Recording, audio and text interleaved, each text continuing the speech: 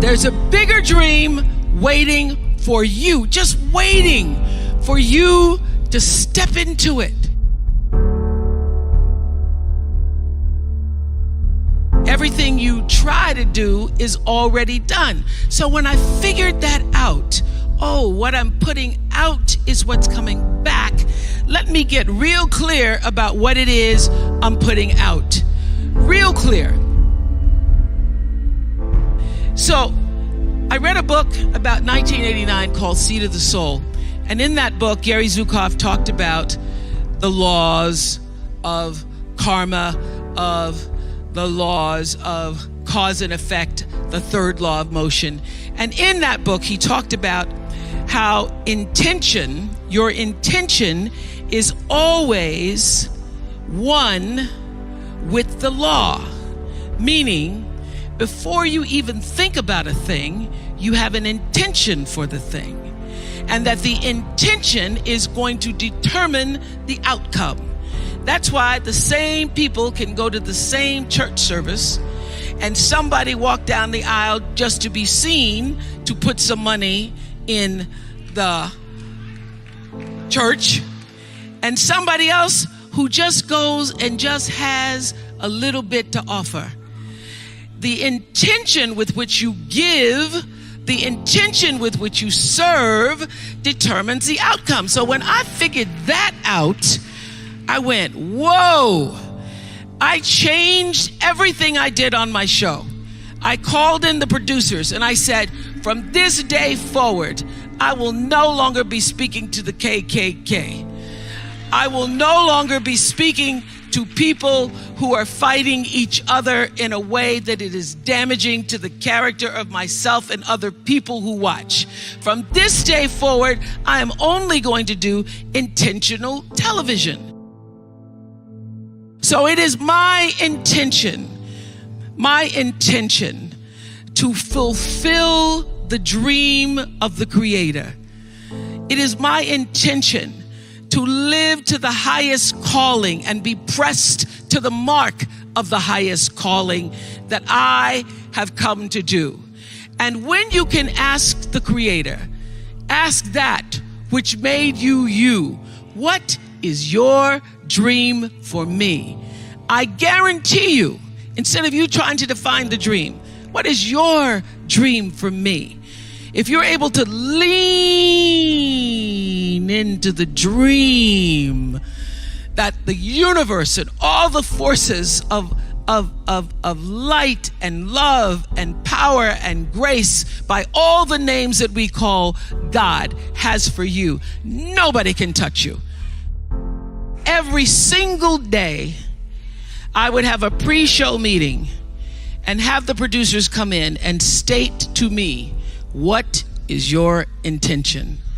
How do we want to use whoever is on this show, whatever is happening on this show, to serve the audience in a way that fulfills the mission of uplifting, enlightening, encouraging, as well as entertaining. And if it doesn't do that, then I can't do it.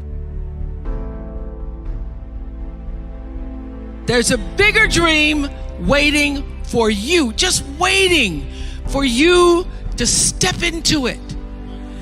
To step into it. Your life is big. Your life is huge. And we spend so much time wanting to be in somebody else's life. And you don't get honored, you don't get revered, you don't get celebrating wanting what somebody else has, because that which created you, divine intelligence that dreamed you from before your ancestors ever knew they would become your ancestors, that which dreamed the seed of you, wants you to know how special, how wondrous, how mysterious, how complex, how glorious, how phenomenal you are. And you get no credit messing in somebody else's territory or trying to have power over something you have no control. Another one of my favorite teachings is The Wizard of Oz. When the Wicked Witch of the West says, go away from here because you don't have any power here, you have no power in any territory other than your own. Oh, but you are the master of that. You get to be the master of your own fate.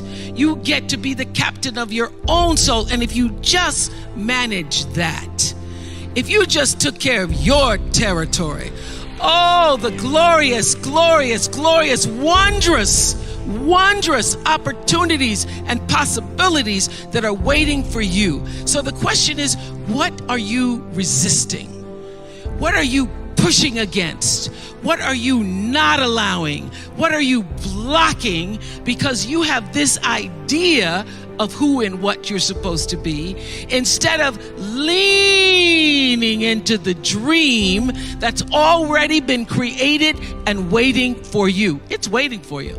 And the second, it's an instant thing. It's a shift in the way you see yourself and the power from which you have come.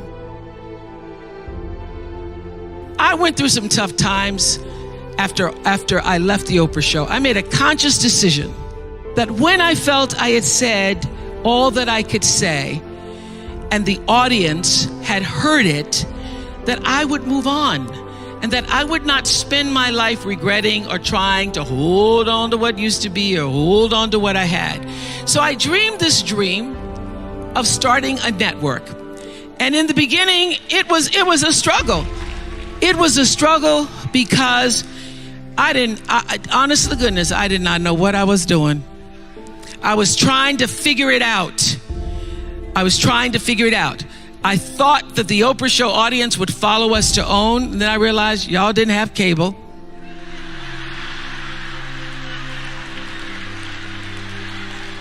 And if you had cable, you did not have the OWN package.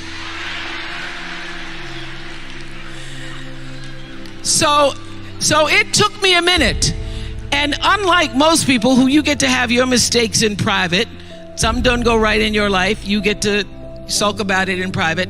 If I make a mistake, it's on the CNN crawl or the CNN news. So when I was in the climb and there were so many wonderful owners, I see Churl Action Jackson here.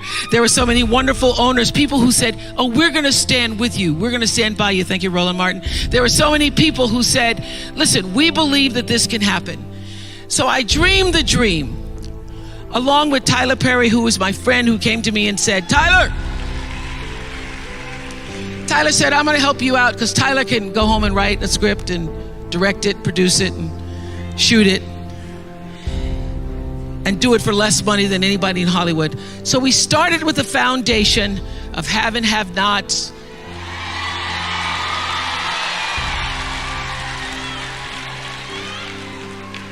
If loving you is wrong, love thy neighbor, Mama Hattie. And then I started to dream another dream about scripted television, because in the beginning I was told you couldn't do it. You couldn't do it, didn't have enough money to do it. And I dreamed the dream. I read Proverbs 11:28 that says, those who trust in their riches will fall, but the righteous will rise and thrive like a green leaf.